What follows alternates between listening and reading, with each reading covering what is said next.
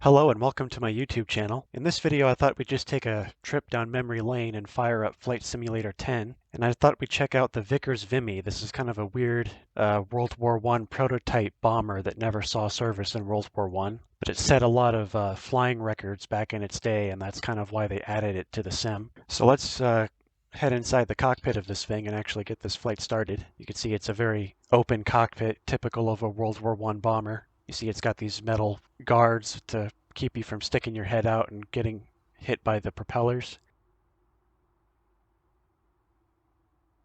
The engine gauges are on the engine nacelles. Starting this airplane is pretty simple. All you do is make sure the fuel valves are open, make sure the magnetos are all switched on, bump the starters, and that's it. The engine's running. Go ahead and start both engines. This airplane has a really peculiar sound. I don't know how accurate it is, but I always thought it sounded kind of cool.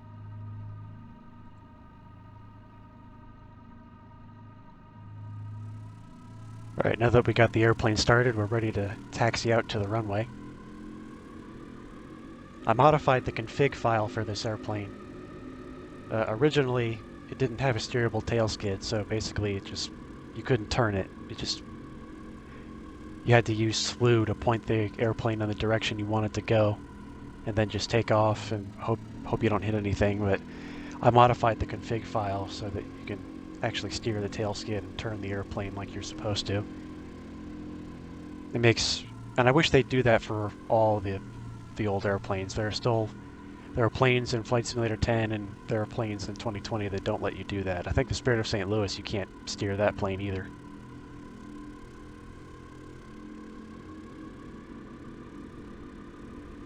Approaching 3, 1. Oh yeah, Flight Simulator 10 Steam Edition comes with this really annoying bitching Betty thing as you taxi around airports that tells you, what runway you're on and what taxiway you're on. It's extremely annoying. So if any of you play Flight Simulator 10 Steam Edition and know how to turn that off, please tell me down in the comments below. I'd very much appreciate knowing how to get rid of that or turn it off, because it's extremely annoying. So basically we throttle all the way up, we can start taking off.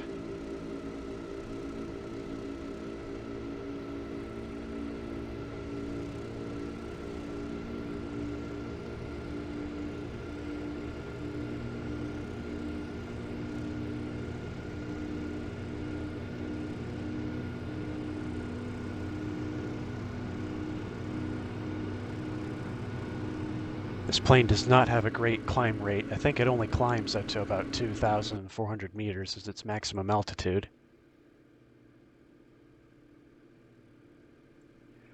I also kind of cheated, and when I edited the config file, I also added pitch trim, which is another thing this plane doesn't really have in real life, but it makes flying it much more pleasant than the sim, because without the trim, you're just constantly having to apply a constant back pressure on the stick, and considering how slow this airplane is, it just makes it really unpleasant to fly. So I just added some cheaty pitch trim to it.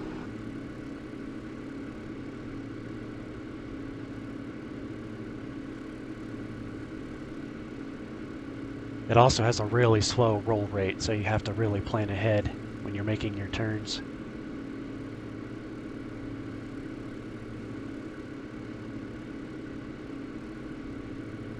Here's another thing in Flight Simulator 10 that I wish Flight Simulator 2020 had, was flyby views. I know a lot of people ask for it, and I hope they add it someday, but that's a cool feature in Flight Simulator 10 that 2020 doesn't have. Just start banking over and making our turn back over the airport.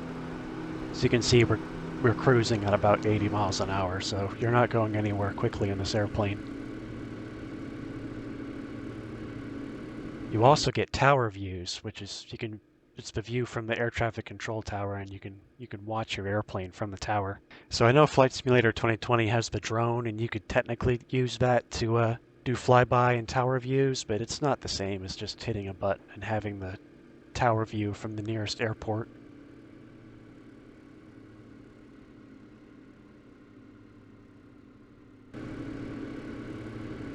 But anyway, this would make a really cool famous flyer if they ever do any more world updates to Australia or Great Britain. I think this would be a good local legend. The scenery looks okay. It's not the same as photogrammetry. Every house isn't exactly the right size and where it's supposed to be, but the scenery looks okay. But this is really the kind of flying that I like to do, is this low, old-school VFR flying in vintage airplanes. So not many people know this, but the clone landing ships, those landing ships from Star Wars that have the big wings but point down and the clones jump out of doors on the side.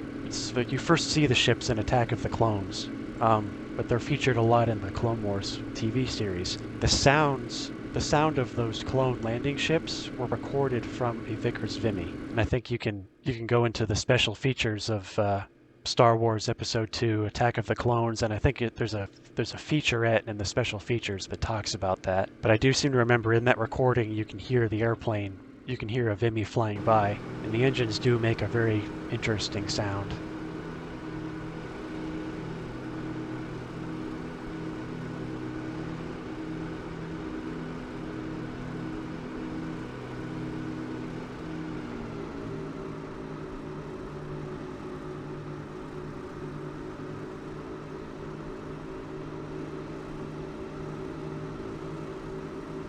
So there's not really a whole lot of power management in this thing. It's either full power or you fall out of the sky, basically. It doesn't really have a lot of power, not a whole lot to manage.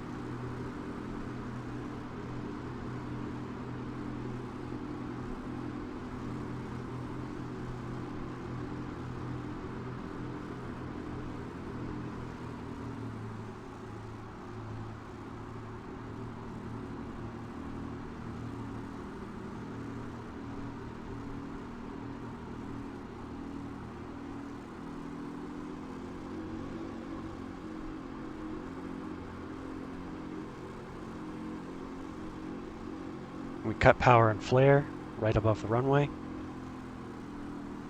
and that's it. The airplane touches down. Flaps, flaps.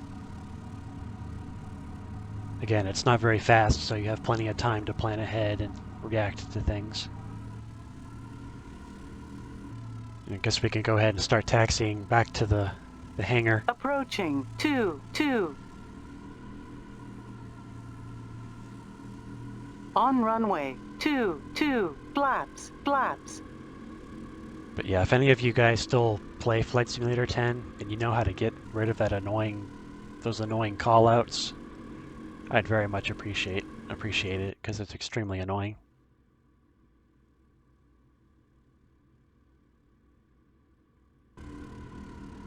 Put this old bird away for the evening. I don't think this airplane has folding wings. I think the Hanley Page 0400 has folding wings, so it fits inside of the hangars.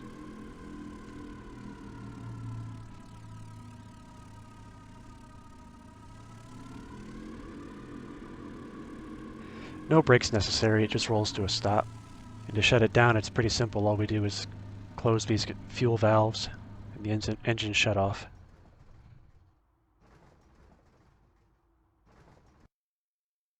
Well, guys, thanks for tuning in and taking this little trip down memory lane with me. I'm planning on doing more videos of Flight Simulator 2004 and Flight Simulator 10 aircraft. I'm going to try and up the quality of my videos, and I'm planning on releasing a video at least once every other day. So I'm hoping there'll be more content for you and better content for you. But anyway, if you've watched the video to this point, I very much appreciate it. So please remember to like and subscribe. Like I said, I'm going to have better and more consistent content. So thank you very much for watching, and I hope you have a wonderful day. Goodbye.